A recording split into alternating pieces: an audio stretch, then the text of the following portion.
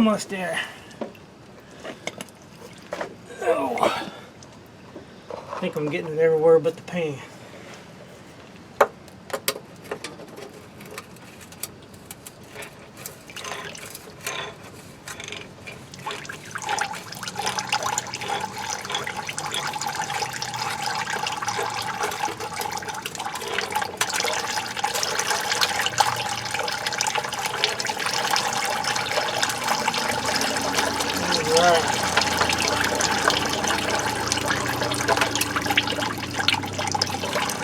Alright. Let it drain some, then we'll get back on it.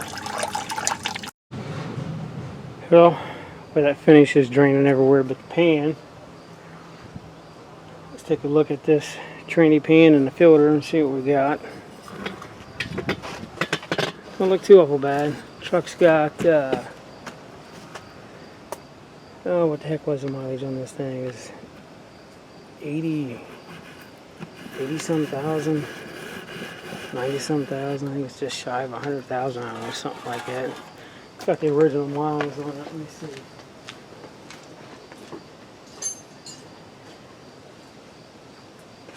What we got? We got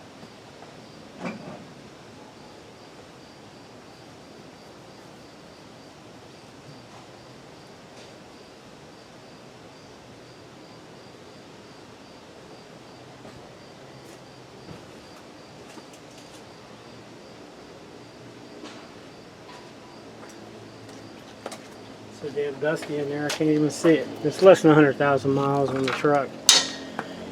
As far as I know, it's hard to tell if this thing's been changed or not. Most likely because it had a crappy old... I've never had any luck with these. The old cork style gaskets. I've never had any luck with them at all. Tried to find one like I got for the oil pan. Actually, I was taking this off. I thought I saw a split in it somewhere. You can see where kind of stuck to the pan and everything. But you can see where it was smashed. This cork just sucks. But tried finding one of the rubber ones, like the one I got for the oil pan that has the metal inserts to keep you from crushing them. But I didn't see one. But I picked up a new filter and pan gasket and everything from Napa. It was dirt cheap. It was rubber gasket. It was like 12 bucks out the door with tax for a new filter and gasket and O-ring. So it wasn't bad. Here's the filter. It's a little dark. The fluid was still pink. Kind of a dark pink, but it was pink. The truck shifted good when we drove it back here. It's got pieces of filter, or not filter, pieces of gasket in it. Big chunks. But you can see in there, I mean, you can tell she's got some miles on her. You can see the stuff in the bottom, so just needs a good cleaning. It's like normal wear and tear, at least I'm hoping. I know when we bought the truck and had it running and everything before we started tearing everything apart, the truck was still complete, you know, still had the bed and everything on it. We drove it around and it shifted great and all that, and so I'm not too concerned about it. But we get this get this pan cleaned up some, and we'll go from there. Try to get her all back together for these mosquitoes to eat us alive. Yeah, here's the pan. It turned out pretty clean. It's like a couple bang marks in it there from, I don't know, maybe it was dented up one time and they used something to tap it back down, but it looks like, yeah, at some point. I definitely don't have an extra pan, but she's still solid and it's low, so I ain't gonna worry about it too much. But she turned out pretty clean. None of the holes are dimpled up. But I'll get this back on. These mosquitoes are eating me up. I'll get this back on and then show you guys a couple other things and Probably wrap it up because the mosquitoes are thick. There we go, it's back on, good as new. One thing, how's that called, a modulator or whatever, a little piece of rubber hose, pretty old and rock hard, so it runs up and goes up to the, up on the, I think this one hooks up to the intake for the vacuum. I remember if we replaced the rubber hose up there or not, but if not, it'll get replaced. This will get replaced. I can't remember if it was, it's just coming from my vacuum. I'll have to check it to get it filled up and fired up. I can't remember if it was had a small drip from here or not, but you have to remember with Napa, the recommendations on the torque on these, just get them all started and the pan up flush, and then do a crisscross pattern on the pan, 10 to 12 pounds. And so that's how we done it. Well, I done it. The only one, it was pretty easy to get to, except for the one above the cross member. Didn't have enough room for an extension, but it went on pretty smooth. We got it down. Of course, I don't have a small torque wrench, but got it close to where it felt like it was about 10 pounds. And we got this other thing here I was going to show you.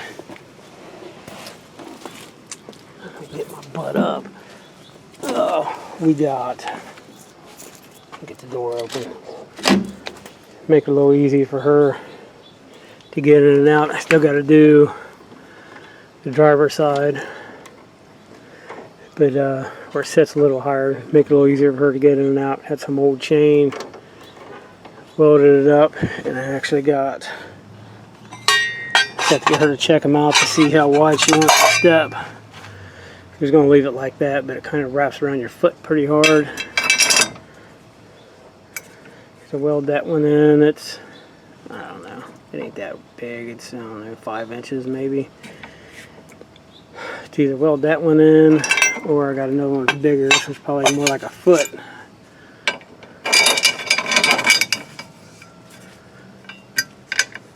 Good thing about these, where it's on the chain link, it, even if you're off-road and you hit anything, I mean, they still, up, down, back and forth, and all that hoopla, so. We'll see. I don't know which route she wants to go with it, but I haven't done the other side yet. So our plan is to get the pan done, which I just done, get the fluid in it, get it fired up, and I'm wanting to put it over on the other side of the yard. It's real tight over on the driver's side between the truck and the fence. So we're wanting to get it, so I got to move our camper to do that. So that's the plan as far as that goes. And did do some work on the front bumper. About got it to where it's ready for the winch. Got the angle iron in place.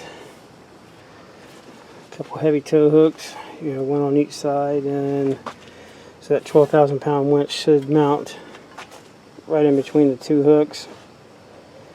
But what I was wanting to do is underneath the hood is we're going to make a battery tray, because that cable, because currently the batteries there, they mount in the back on the front of the bed. So that's a lot of cable, man, to run from from the very front all the way back behind the cab. That's some heavy duty cable, and that stuff's not cheap right now. So we're going to fab up a battery tray underneath the hood somewhere to keep the wire a little shorter. And it's definitely going to be it for today. This mosquitoes are terrible back here. But this is also the pieces I was telling you about. I got, I don't know, 5 or 6 of these from work. I tried to cut them to where they fit a little better, but I'll use them to do some work on the cab corners and stuff. Stiffen it up some for mud bog. I wouldn't worry about it being off the, on the trail banging up against a tree or something. I still got to cut this off, but we're going to use it to stiffen the side of the cab up some. Still on the hunt for that. But that'll do it for this one. The sun's starting to go down. The mosquitoes are thick.